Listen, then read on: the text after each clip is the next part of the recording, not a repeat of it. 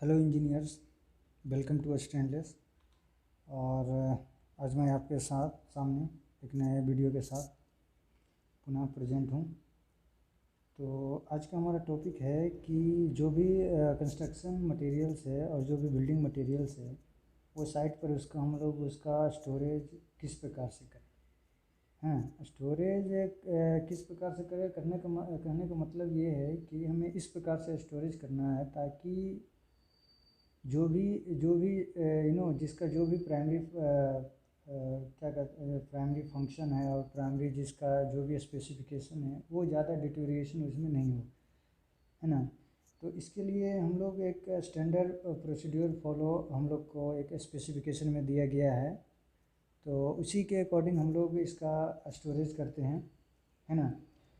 तो ये कभी कभी इसमें से एक दो क्वेश्चन ये एसएससी में पूछ लिया जाता है, जेई लेवल के एग्जामिनेशन में, building material and construction topic के अंदर में। तो आइए देखते हैं, ये CPWD का स्पेसिफिकेशन का ही एक पार्ट है। तो देखते हैं ये इसमें क्या सब क्या क्या प्रोविज़न है। तो पहला हमारा जो बिल्डिंग मटेरियल है वो है सीमेंट है ना। तो सीमेंट के लिए क्या है, सीमेंट का जो मेन इनेमी कह सकते हैं वो डैम्प है ना। तो हमें इसको मेन डैम्पनेस से बचाना है। तो डैम्पनेस से बचाने के लिए इसमें क्या है कि बोला गया है कि सीमेंट को इस प्रकार से स्टोर किया जाए, कहाँ साइड पे एक शेड के अंदर में इसको स्टोर किया जाना चाहिए, जो कि क्या होना चाहिए, जो कि ड्राई होना चाहिए, leak proof and moisture proof होना चाहिए, है ना। और एक चीज़ और इसमें ये किया गया है कि जो भी शेड और बिल्डिंग हम लोग जिसमें सीमेंट बैग को स्टोर करेंगे उसमें minimum number of Windows and close fitting doors ये होना चाहिए, means minimum number of openings होना चाहिए ताकि मॉइस्चर कम से कम उसके अंदर जा सके और उसको कम इफेक्ट कर सके, है ना। तो ये हमारा कहता है सीमेंट के लिए। आगे इसमें देखते हैं तो मेन इसका तो इनेमी आप लोग सब जानते हैं डैम्पनेस ही है। तो हम लोग इसको मॉइस्चर से मेन बचाना, तो मॉइस्चर से बचाने के लिए इसका कुछ प्रोसीड्योर है। तो पहला ये क्या कहता है कि जो हमें सीमेंट बैग को रखने के लिए, है ना, फ्लोर से कितना 150 से 200 mm क्लियर हाइट पे हमको वुडन प्लैंक ये रखना है ना। वुडन प्लैंक हमें उस पर रखना है, कितने हाइट पे, 150 से 200 mm हाइट पे। डायरेक्टली हमें ग्राउंड पे सीमेंट बैग को नहीं रखना है, हमें उसके ग्राउंड से 150 से 200 mm पे की ऊंचाई पर वुडन प्लैंक लगाना है, उस पर सीमेंट बैग को रखना है ना। और एक चीज़ और ध्यान देना है कि जो भी फ्लोर होगा तो फ्लोर या तो लीन सीमेंट कंक्रीट से वो बना होना चाहिए या तो 2 लेयर ऑफ ड्राई ब्रिक से बना होना चाहिए उसका फ्लोरिंग, है ना। और एक चीज़ और ध्यान देने ये है कि 600 mm मिनिमम ऑलराउंड डिस्टेंस होना चाहिए एक्सटीरियर वॉल से एन स्टैक के बीच में, है ना। तो हम लोग यहाँ क्या क्या देखें, इसका हम लोग डायग्राम भी आगे में देखेंगे। जैसे इसका देखते हैं, लास्ट में देखेंगे। तो इसमें दो चीज़ हम लोग ये ध्यान देखेंगे कि जो भी वुडन प्लैंक है हमें सीमेंट बैग को डायरेक्टली ग्राउंड पे नहीं रख के हमें उसके 150 से 200 mm क्लियर हाइट पर रखना है, ग्राउंड से क्लियर हाइट पर रखना है वुडन प्लैंक पे, है ना।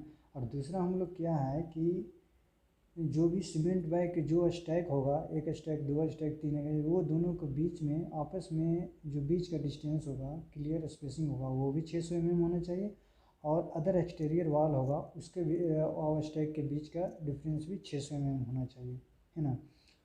तो ये जो 600 mm वाले हैं ये एसएससी में एक दो बार पूछा है प्रीवियस ईयर में, आप ये इसको ध्यान में रखना, है ना। ये है। तो इसका यही ये कर रहा है कि इसका रिड्यूस सर्कुलेशन ऑफ एयर इसमें मीन्स कम से कम ये करें, अलाउ करें, है ना।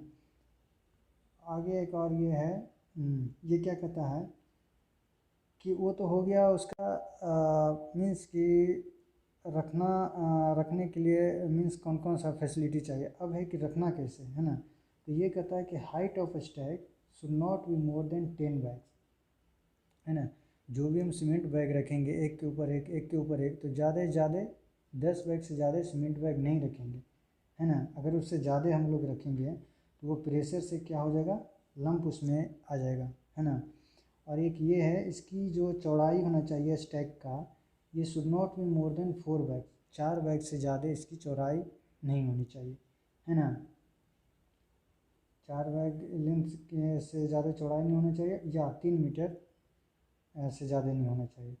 और एक चीज़ और ध्यान देने वाली बात है कि अगर मोर देन 8 बैग्स अगर हम रखते हैं, है ना, अगर एक के ऊपर एक 8 बैग से ज़्यादा हम रखते हैं, 10 से ज़्यादा तो रखना ही नहीं है, 9 या 10 रखते हैं, बैग रखते हैं, तो उसे हमें अल्टरनेट लेंथ और विथ वाइज मैनर में रखना है।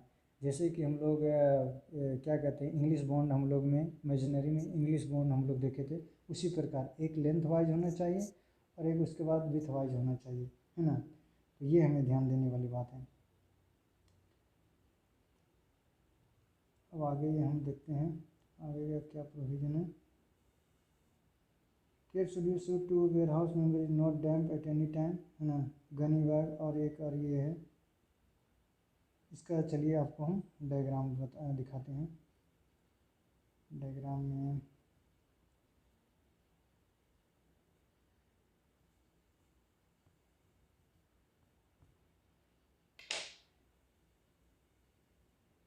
है ना, ये है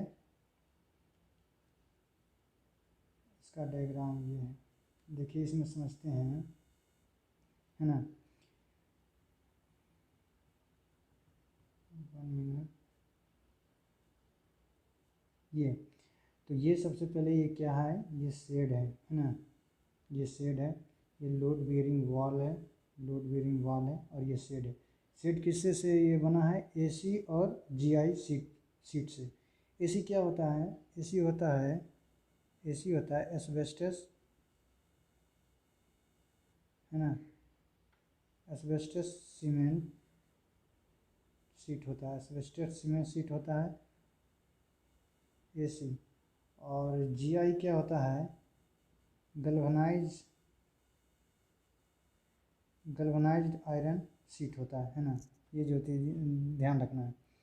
और जो गल्वनाइज आयरन होता है, तो गल्वनाइज क्या होता है, आयरन होता है जो आयरन के ऊपर हम लोग ये, है ना, आयरन के ऊपर हम लोग गल्वनाइजेशन एक प्रोसेस होता है जो कि आयरन और आयरन मीन्स जो फेरिक मटेरियल होता है उसके ऊपर हम लोग जिंक का एक लेप चढ़ा देते हैं to prevent it from corrosion, that is called galvanization, है ना। तो इससे ये शेड बना हुआ है, लोड बेयरिंग ये वाल है। तो इसमें हम आपको ये जो बताए थे, है ना, ये इसमें दो पिक्चर है।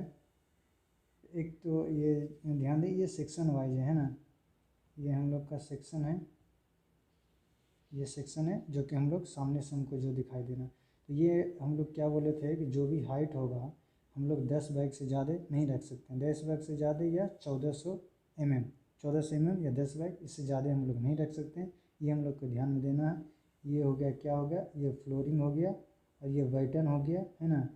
और ये दोनों के बीच में ये डिस्टेंस है ना, 150 से 200 mm, है ना। और ये आपको इसमें बताए थे कि अगर 8 बैग से ज़्यादा अगर हम रख रहे हैं तो एक लेंथ वाइज रखाएगा और 2 विथ वाइज रखाएगा, है ना, अल्टरनेट मैनर में रखाएगा। और इसको एक स्टैक कह सकते हैं, स्टैक 1, स्टैक 2, स्टैक 1 और स्टैक 2, है ना। ये सेक्शन से ये हुआ। अब हम इसका प्लान देखते हैं, है ना।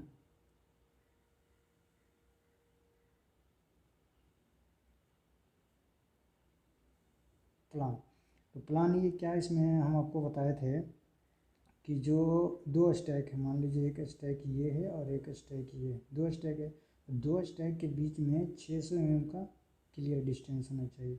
और ये पैसेज है ताकि यहाँ से आदमी आदमी मतलब वर्कर लेबर आगे इधर उधर आ जा सके आसानी से, है ना।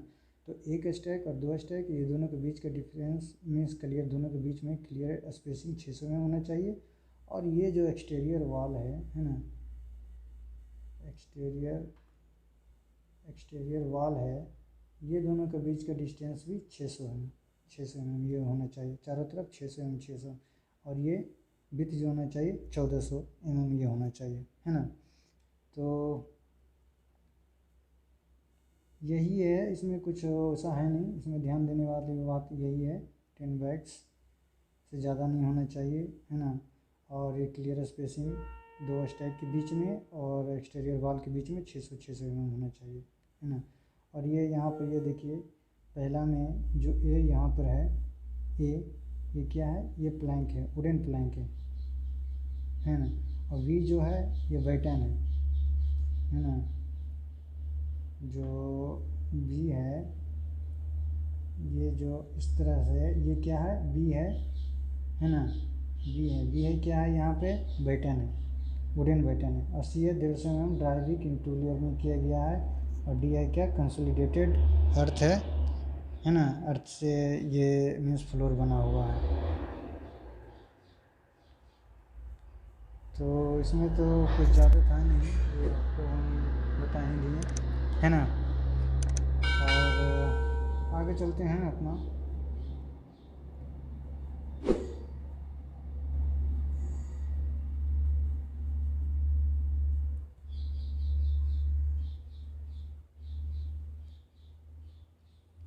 तो ये था, हम लोग इसमें सीमेंट में ये कर रहे थे, इसमें ये है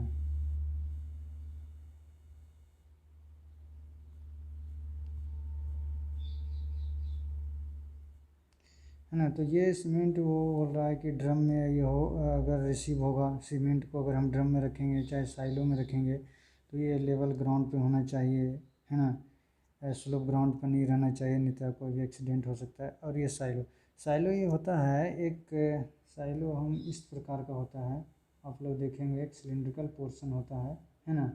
ये बैचिंग प्लांट में आपको जहाँ पर आरएमसी की प्लांट होगा वहाँ पर ये आपको दिखाई देगा। तो यही है इसमें बताया गया है ना। अब आगे बढ़ते हैं, जो जो इम्पोर्टेंट है वो आपको हम बता दे रहे हैं, है ना। आगे ये ब्रिक है, तो ब्रिक भी अपना एक इम्पोर्टेंट बिल्डिंग मटेरियल है। तो इसमें जो मेन हम लोग को ध्यान देने वाली बात ये है कि ब्रिक को इस प्रकार से हैंडल और स्टोर करना है ताकि उसमें मिनिमम ब्रेकेज आए, है ना। मिनिमम ब्रेकेज और डिफॉर्मेशन कम से कम आए। सीमेंट में हम लोग को ध्यान देने वाली बात है कि उसमें वो हमें डैम्पनेस से बचाना था, लेकिन इसमें ब्रिक में हम लोग को उसका ब्रेकेज और क्या कहते हैं, उसका ब्रेकेज नहीं हो और उसका जो रेगुलर शेप हो, शेप एंड साइज हो, वो उसमें कोई डिफॉर्मेशन नहीं आए, है ना। ये हमें ध्यान देने वाली बात है। तो इसमें हमें लोडिंग और अनलोडिंग के समय हमें थोड़ा सा ध्यान देने थोड़ा सा केयरफुल रहना है ताकि कम वेस्टेज होए, कम ये टूट पाए, है ना। आगे हम ये देखते हैं, यहाँ पे हमें यह बताया गया है कि for proper inspection and quality and counting के लिए अगर कोई साइट इंजीनियर है तो उसे इंस्पेक्शन करना पड़ता है, चाहे उसकी क्वालिटी को फाइंड इंस्पेक्ट करना पड़ता है। तो इसके लिए उसके एक स्टैंडर्ड प्रोसीड्योर है, उसी के तहत उसको स्टैक किया जाता है ब्रिक को। तो इसके लिए हमें ये बताया गया है कि जिसका लेंथ जो होगा 100 ब्रिक के इक्वल होगा, है ना। और 10 ब्रिक हाइट होगा, not more then 4 brick in with होगा, है ना। तो ब्रिक को स्टैक को हम इस प्रकार से बनाएंगे कि वो 50 ब्रिक लॉन्ग, उसका लेंथ 50 ब्रिक का इक्वल होना चाहिए, और उसका जो हाइट होगा 10 ब्रिक तक ही जाना चाहिए, और उसका जो विथ होगा ज़्यादा से ज़्यादा 4 ब्रिक ही होना चाहिए, है ना। और एक चीज़ और इसमें ध्यान देने वाली बात है कि जो भी इसका एडजेसेंट स्टैक होगा वो दोनों के बीच का डिस्टेंस 800 mm से ज़्यादा नहीं होना चाहिए। सीमेंट के केस में हम लोग देखे थे कि दो सीमेंट के स्टैक का क्लियर स्पेसिंग 600 mm से ज़्यादा नहीं होना चाहिए, और इसमें ये दिया है 600 mm से कम नहीं होना चाहिए, सॉरी। और इसमें ये दिया है कि दो ब्रिक के स्टैक के बीच का जो क्लियर स्पेसिंग होगा 800 mm से कम नहीं होना चाहिए, है ना। इसमें ये आपको बताया गया है कि ब्रिक डिफरेंट टाइप्स के होते हैं, जैसे क्ले ब्रिक होता है, फ्लाई एश ब्रिक होता है, फ्लाई एश लाइम ब्रिक होता है ना, ऑटो क्ले ब्रिक्स होता है। तो इसको सेपरेटली अलग अलग ये मतलब डिफरेंट क्लास डिफरेंट साइज़ वाले ब्रिक को हम लोग अलग अलग स्टैक में रखते हैं, है ना। तो ब्रिक के बारे में तो यही था। आगे आते हैं ब्लॉक। ब्लॉक क्या होता है, ब्लॉक आजकल ज़्यादा प्रचलन में है ब्रिक से। तो ब्रिक में और ब्लॉक में आपको थोड़ा सा डिफरेंस बता दें। जो क्ले ब्रिक और ब्लॉक है, ब्लॉक क्या होता है, ये या तो हॉलो या तो सॉलिड कंक्रीट ब्लॉक होता है, ये कंक्रीट से बना हुआ होता है। और इसका कुछ क्ले ब्रिक जो हम लोग रेड ब्रिक जिसे कहते हैं, उसका उसके ऊपर कुछ एडवांटेज है। लाइक जैसे कि ब्लॉक में जो कि कंक्रीट से सीमेंट कंक्रीट से बनाते हैं, तो इसमें जॉइंट हम लोग को कम देना पड़ता है ना। जॉइंट इसमें जो मेजनरी बनाएंगे तो उसमें joint number of joints in comparison to the brick masonry हमें कम मिलेगा। इसमें 20% मोर्टार की हमें बचत होती है, क्योंकि जॉइंट ही कम है तो मोर्टार की भी हमें कम ज़रूरत पड़ेगी, है ना। और इसका जो ज़्यादा स्टेबल होता है, ज़्यादा ये साउंड प्रूफ होता है, ज़्यादा ये हीट प्रूफ होता है। तो ये सब कुछ इसका ब्लॉक का एडवांटेज है ओवर क्ले ब्रिक, है ना।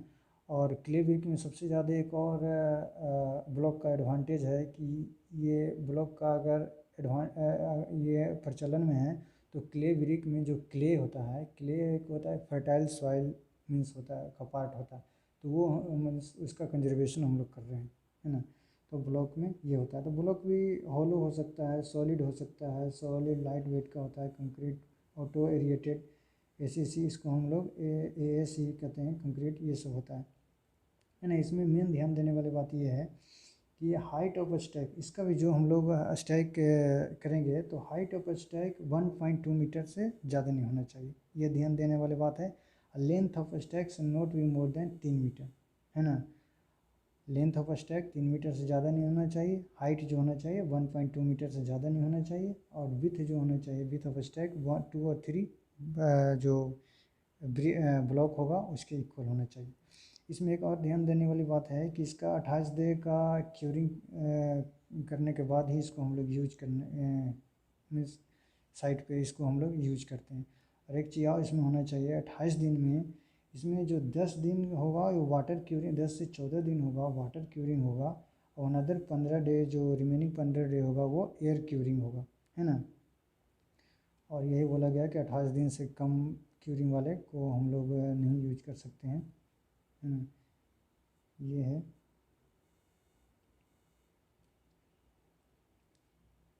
तो ब्लॉक में तो यही बोला गया था, है ना। फ्लोर वॉल्स, अगला हम लोग ये देखते हैं, floor walls and roof tiles, है ना, टाइल्स। तो टाइल्स भी डिफरेंट टाइप्स के होता है। सीमेंट कंक्रीट टाइल्स हो सकता है, प्लेन हो सकता है, कलर्ड हो सकता है, एंटराजो हो सकता है, सिरेमिक टाइल्स हो सकता है, ग्लेज अनग्लेज ये सब हो सकता है। तो इसमें भी हम लोग को स्टोरेज में इसका भी हम लोग ध्यान देना है। तो इसका मेन हम लोग को ये आपको बताते हैं कि हाइट ऑफ जो स्टैक इसका हम बनाएंगे, टाइल्स का stack not more than 1 meter, 1 meter से ज़्यादा नहीं होना चाहिए। और ब्रिक की तरह इसमें भी हमें इसका ब्रेकेज होने का ज़्यादा मीन्स ज़्यादा चांस है, तो इसको हम लोग ब्रेकेज को हम लोग को अवॉइड करना है ना। इसमें ये आपको बताया गया है कि टाइल्स जो डिफरेंट साइज़ के, डिफरेंट क्वालिटी के, साइज़ के, डिफरेंट थिकनेस के, ये सबको अलग अलग स्टैक करके हम लोग ये इसको रखना है, एक ही साथ में इसको नहीं रखना है ना। ये है। अगला ये हम देखते हैं एग्रीगेट। एग्रीगेट हम लोग सब वाकिफ़ हैं। एग्रीगेट में दोनों आ गया, फाइन एग्रीगेट भी आ गया और कोर्स एग्रीगेट भी आ गया। तो इसमें हम लोग ये इसका कुछ स्टैक करने का स्पेसिफिकेशन कुछ ये आइए देखते हैं। इसमें ये कहा गया है कि जो भी एग्रीगेट हम लोग साइट पर स्टोर करेंगे तो वो क्या हार्ड एंड ड्राई ग्राउंड होना चाहिए, हार्ड होना चाहिए और ड्राई होना चाहिए, है ना। अगर ऐसा सरफेस अवेलेबल नहीं हो तो क्या करना है कि प्लेटफॉर्म ऑफ फ्लैंक्स और ओल्ड करूगेटेड आयरन सीट और फ्लोर ऑफ ब्रिक और thin layer of lean concrete, ये सब हमें टेम्परेरी बेसिस पर मीन्स वहाँ पर वो अरेंज करना चाहिए, मीन्स बनाना चाहिए उसका क्या क्या। अगर हमें हार्ड ड्यूरेबल और लेवल ग्राउंड नहीं है साइट पे, तो हमें क्या सकते हैं, हम प्लैंक का, वुडन प्लैंक का प्लेटफॉर्म बना सकते हैं। ओल्ड करूगेटेड आयरन सीट हम लोग वहाँ पर रख सकते हैं, है ना। चाहे ब्रिक का हम लोग फ्लोरिंग वहाँ पर कर सकते हैं, चाहे थिन लीन कंक्रीटिंग कर देंगे वहाँ पे, है ना, ताकि उसमें जो डस्ट और ये फॉरेन पार्टिकल है वो उसमें मिक्सअप नहीं, है ना। और ये इसमें एक और ध्यान देने वाला है कि बात है कि फाइन एग्रीगेट और कोर्स एग्रीगेट ये दोनों का स्टैक अलग अलग होगा। दोनों को हम एक साथ में स्टैक नहीं कर सकते हैं, है ना। आगे हम लोग ये देखते हैं, है ना, ये हो गया। आगे ये इसका स्टैंडर्ड साइज ये दिया हुआ, स्टैक का स्टैंडर्ड साइज दिया हुआ। तो एक चीज़ आपको हम ये बता रहे हैं, है ना, ये जो स्टैक जो नॉर्मली हम लोग अभी साइट पर करते हैं, जो स्टैकिंग करते हैं, अभी तो हम लोग ब्लास्ट का कर रहे हैं, है ना, जो रेलवे में यूज होता है। तो इसका ये क्या होता है, ये ट्रेपेजॉइडल शेप में इसका हम लोग मीन्स शेप बना देते हैं, है ना। इरेगुलर शेप नहीं, क्योंकि इसका मेजरमेंट भी करना पड़ता है। और ट्रेपेजॉइडल शेप बना देते हैं तो इसका एक मीन्स ट्रेपेजॉइडल शेप में इसका शेप मीन्स क्या कहते हैं, स्लोप, जो साइड स्लोप होता है 1:5:1 हॉरिजॉन्टल वर्टिकल ये करते हैं, है ना। तो इसका हम लोग ये इसका लेंथ, इसका ये है ना, ये इसका जो लेंथ होता है तो उसका एवरेज ले लेते हैं, विथ इसका एवरेज ले लेते हैं। 2-3 जगह पर हम लोग स्टाफ के मदद से with the help of staff we take the measurement at different places and then we हम लोग उसका एवरेज कर देते हैं, है ना। तो इसमें ये कुछ स्पेसिफिकेशन इसमें ये दिया गया है, इसके हम लोग आइए देखते हैं। पहला है सोलिंग स्टोन। सोलिंग स्टोन क्या होता है, सोलिंग स्टोन होता है जब कोई भी फाउंडेशन, एक तरह के ये सोलिंग होता है, सॉइल स्टेबलाइजेशन प्रोसेस है ना, सॉइल स्टेबलाइजेशन प्रोसेस। तो कोई भी हम फाउंडेशन बनाते हैं जहाँ पर सॉइल का बेयरिंग कैपेसिटी कुछ ज़्यादा अच्छा नहीं है, तो उसमें हम लोग क्या करते हैं कि फाउंडेशन डालने से पहले हम लोग जो अर्थ सरफेस होता है उसको अच्छा से कंपैक्ट करने के बाद उसके ऊपर हम लोग सॉइल स्टोन चिप्स का कुछ पार्टिकल हम लोग वहाँ पर डालते हैं। उसके ऊपर हम लोग सैंड डालते हैं। सैंड हालांकि इसमें फिलर का काम करता है, और इसके ऊपर से हम लोग अच्छी से कंपैक्ट कर देते हैं, है ना। तो इसी को हम लोग सोलिंग स्टोन कहते हैं। तो सोलिंग स्टोन के लिए क्या बोला है कि लेंथ 5 मीटर होना चाहिए, है ना। ज़्यादा से ज़्यादा ये मैक्सिमम दे दिया। हालांकि ये कुछ ये फिक्स नहीं है, लेकिन एक स्टैंडर्ड है, आप इसी के आगे पीछे कर सकते हैं, है ना। इसका लेंथ 5 मीटर है। अगर आप करेंगे इसका स्टैकिंग तो 5 मीटर, विथ 2 मीटर 1 मीटर भी हो सकता है, और हाइट इसका 1/2 मीटर होगा, है ना। अब ये मेन ध्यान देने वाला बात ये है, coarse aggregate and fine aggregate, है ना। तो कोर्स एग्रीगेट ये भी 2 मीटर में भी कर सकते हैं, इसका लेंथ 2 मीटर रख सकते हैं, 5 मीटर रख सकते हैं, है ना। 2 मीटर या 5 मीटर दोनों रख सकते हैं। इसका ये इसमें ध्यान दीजिएगा, अगर कोर्स एग्रीगेट का अगर लेंथ 2 मीटर रखेंगे, इसका विड्थ भी 2 मीटर रखेंगे, और हाइट 1/2 मीटर रखेंगे। इसमें अगर 5 मीटर रखेंगे तो 5 मीटर विड्थ भी रख सकते हैं, और 1 मीटर हाइट भी रखेंगे, है ना। लेंथ 5 मीटर तो विड्थ 1 मीटर, हाइट 1/2 मीटर, है ना।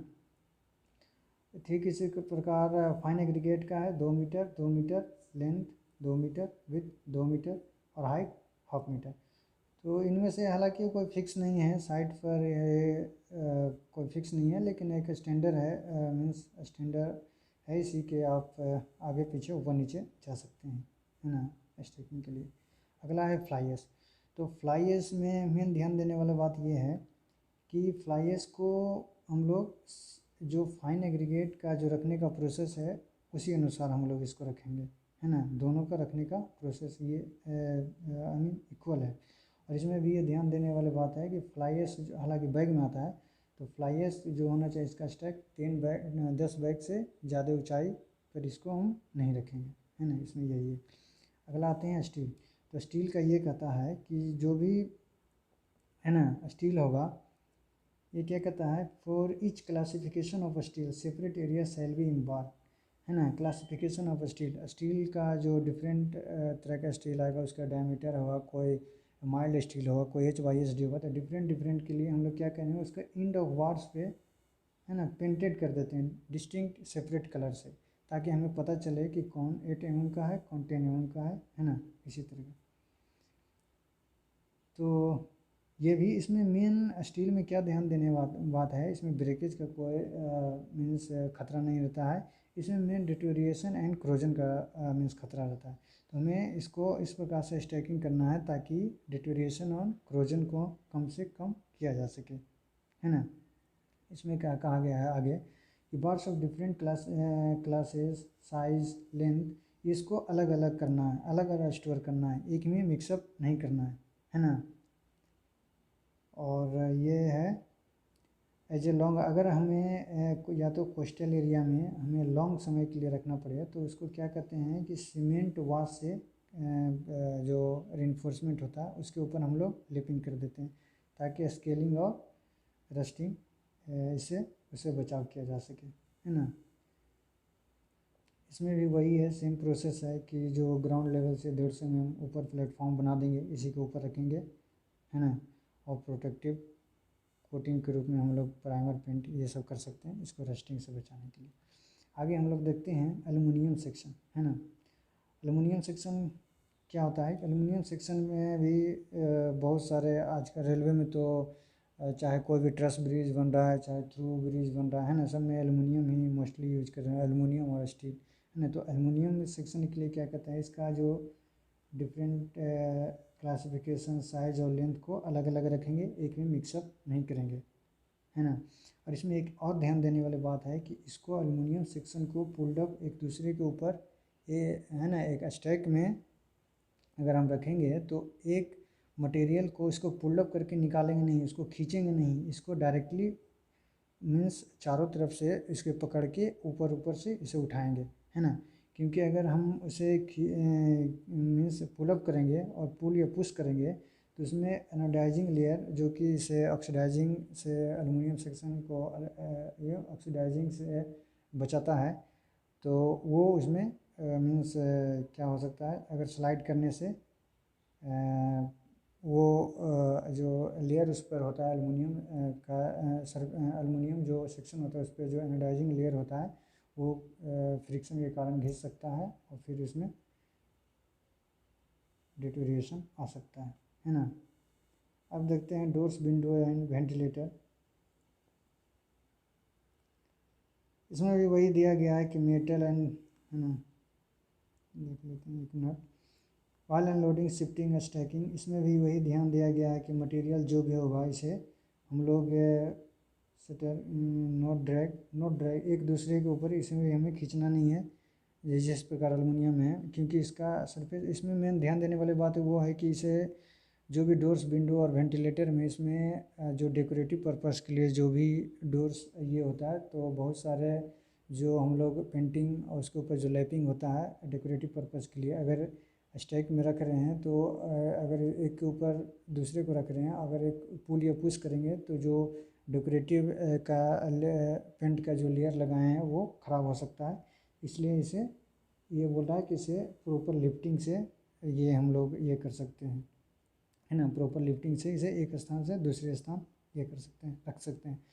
Metal and plastic door window shall be stack upright on their seal, ये सील होता है जो भी विंडोज़, है ना, विंडो का फ्रेम का जो सबसे लोएस्ट पोर्शन होता है उसे हम लोग सील कहते हैं, उसी के ऊपर ये से विंडो बटन पे ये रख देंगे, इसमें कोई ऐसा ये नहीं है। तो ये तो हम लोग देख लिए,